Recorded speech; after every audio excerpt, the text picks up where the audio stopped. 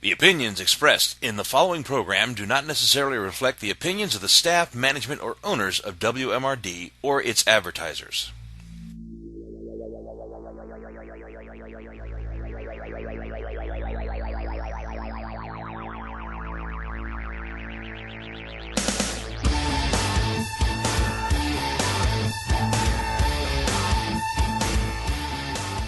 Hello and welcome to the Oath Keeper Show, a collection of rants, raves, personal observations, and insights on current events, social issues, and things that just don't pass the common sense test. I am the Oath Keeper, and here's today's topic. I knew this would turn out to be a fiasco, and I was right again. I'm not going to say I told you so, but I told you so. A few months back, the whole society went nuts because the Republicans wouldn't cave to the demands of our dictator-in-chief, so he devised a thing called sequestration, whereby he hoped to force the Republicans into bowing to his will and force the Americans to accept another of his socialist programs. When the Republicans refused to yield to tyranny, the sequester cuts came into play. The sequester is a reduction in the rate of government spending. It's not a change or a reduction in the amount they spend, just how fast they spent the money. Now, this costs us a lot of different things that people really like open houses at bases and things like that, the Blue Angels, the Thunderbirds, etc. And a few other things that Obama thought would help to hurt the American people. During this time, North Korea was rattling their sword, and it truly seemed as if they might actually end the ceasefire that's endured for like over 50 years. The issue is that during the time of the sequester, Obama grounded, among other agencies, the 336th Fighter Squadron stationed at Seymour Johnson Air Force Base in Goldsboro, North Carolina, and 3 of 4 rapid response teams stationed at Shaw Air Force Base in South Carolina. Now, there were a lot more, but I'm just going to use these 2 as an example.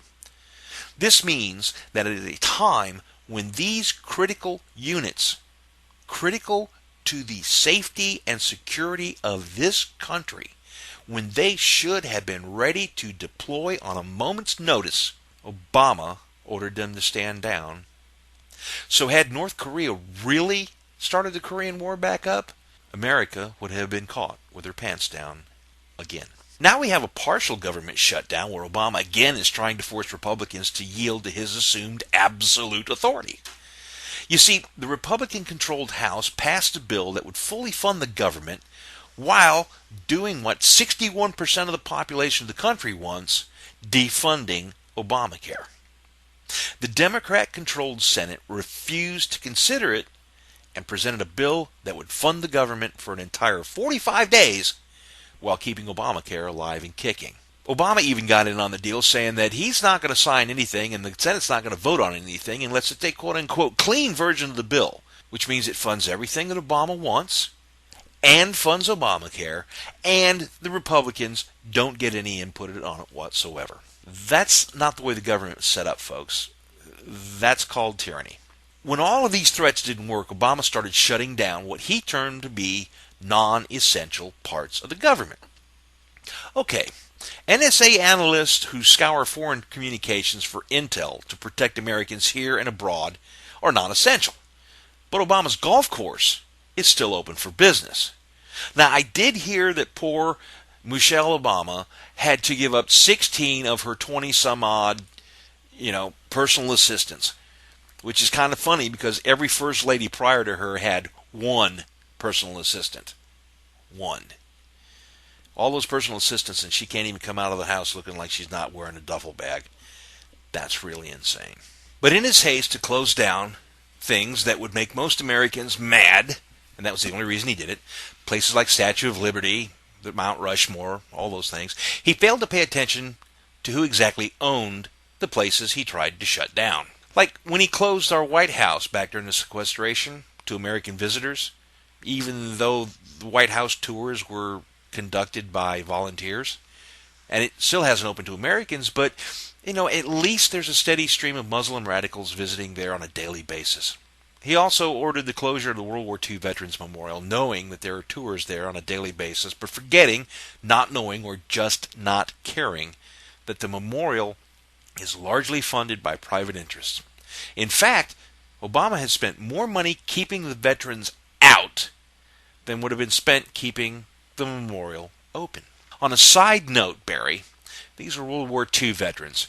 If you think this is the first time they've come across barricades somewhere, or that they will shy away from barbed wire, keeping them out of some place, then you really are an ignorant fool. Private ownership of Mount Vernon didn't stop Obama from attempting to close their parking lot to prevent Americans from visiting. The owners had to come out and tell the minions that showed up that you don't own this. We do. Obama certainly wasn't going to allow the fact that the government doesn't own the Pisgah Inn deter them from trying to shut them down as well. It also wasn't going to let something like private funding permit the folks in Arizona from reopening the Grand Canyon. Now, to even attempt to be fair, the Pisgah Inn is in fact located on federal property, but it costs the government more to send park rangers out to close the roads leading to it than the government spends on the inn itself every year. In short, they spend nothing on it at all because it is a privately owned and privately run tourist location. But to add insult to injury, park officials even place traffic cones around the public roads that give view to Mount Rushmore. So we have a government shutting down roads they do not own in an effort to keep Americans from looking at the sculpture that those same Americans do own. The Great Smoky Mountain National Park is closed as well because, as we all know, without the government, we can't even walk in the woods. Now, in the midst of all this, Obama has the nerve to threaten the House that our military won't be paid if they don't cave in, and orders chaplains to refrain from performing any type of religious services during the government shutdown under penalty of arrest. Call me crazy. I think he's just way overstepped his authority. Then he turns around and gives a speech warning that Social Security checks won't go out, and even tries to tank the economy by insinuating that Wall Street should panic over what's going on. All this so he can sit back and try to blame the Republicans for what's happening. Well, I'm sorry, Barry. That dog doesn't hunt. You see, the House has passed 7 bills to fund the government, and the Obama-controlled Senate refused to act on any of them. In fact, the House Republicans have been working and improving legislation to promote economic growth and job creation for the entire 5 years Obama's been in office. The House has approved over 15 bills that, if they were enacted, would immediately help to grow the economy without one more failed stimulus spending. These bills are currently stalled in the Democrat-controlled Senate, and Obama has not encouraged the Senate to act. So we can stop with the whole "it's the Republicans' fault" garbage. Add to that Harry Reid was asked if he could save one child with cancer by passing one of the House's budgets. His response was, "Why would we want to do that?" He then went on to berate the reporter who asked the question, a reporter that I'm sure up until that very moment was a Reid supporter and believed in the bovine scatology he's been spouting about how Republicans are the ones who want kids to die and how Republicans don't care about anyone but themselves. Reid turned on her in an instant because she dared to question him. We can see the ignorance of the left when people like Botox Queen runner-up Cher say that Tea Party members should be taken out and killed. I guess they're hoping someday that someone other than a Democrat will be shot at some of these public meetings. Either way, it bothers me greatly that a group that insists on genocide of the unborn and the casual disregard of human life of anyone who disagrees with them or worse stands up to them, it's just beyond words. I cannot express to you how that just doesn't make sense. But one thing is for sure, if you want to know what the liberal agenda is, listen to what they say about the Republicans or the Tea Party. Because so far, everything they've accused those folks of doing, they're the ones actually doing it. Consider that the IRS is no longer processing tax refunds. They also aren't providing congressional panel with the information about the conservative political agencies they were illegally scrutinizing. All because of the government shutdown. But don't worry. They're still collecting taxes out of your paycheck for the budget the Senate refuses to act on. In all of this, there are a few things that become painfully obvious to anyone who bothers to pay attention.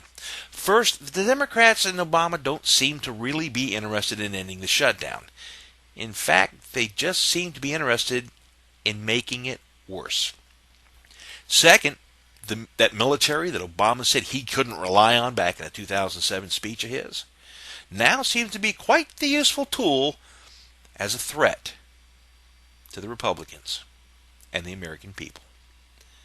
I'm thinking that before all the military commanders get removed from office, as it seems to be the thing that's been going on here lately, that some of them want to go ahead and arrest this jackhandle before he really screws the country up. Third, you can't blame the Republicans, or the Tea Party for that matter, for any of this. Obama needs the economy trashed and people angry at who he wants them to be angry at so that he can stay in power.